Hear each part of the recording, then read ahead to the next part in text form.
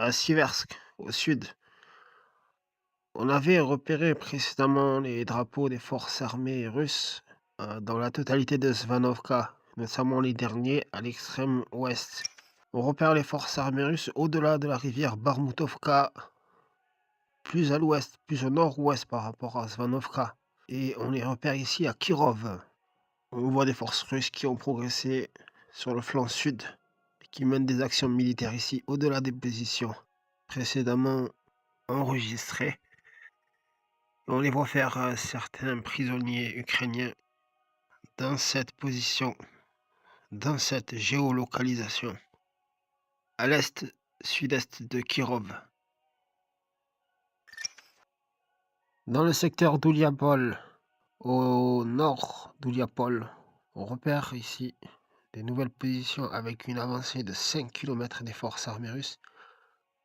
On voit qu'ils cherchent à redresser le front et arriver sur le flanc est, nord et encercler de manière proche Ouliapol.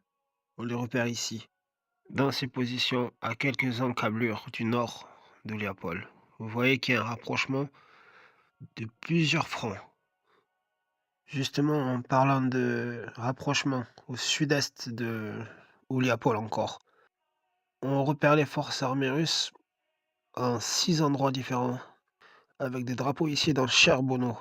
Il y a une avancée russe ici de 2 km en direction d'Ouliapol, en direction du sud-est d'Ouliapol. Vous voyez qu'il y a plusieurs offensives ici, avec un rapprochement du flanc du nord au sud, de l'est d'Ouliapol, et avec un encerclement qui arrive du nord.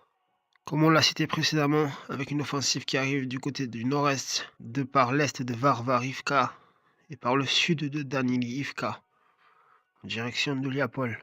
Vous voyez les drapeaux ici, là. Cette offensive-là va probablement continuer vers Marfopil et ils vont chercher à encercler Liapol, donc par le sud, probablement.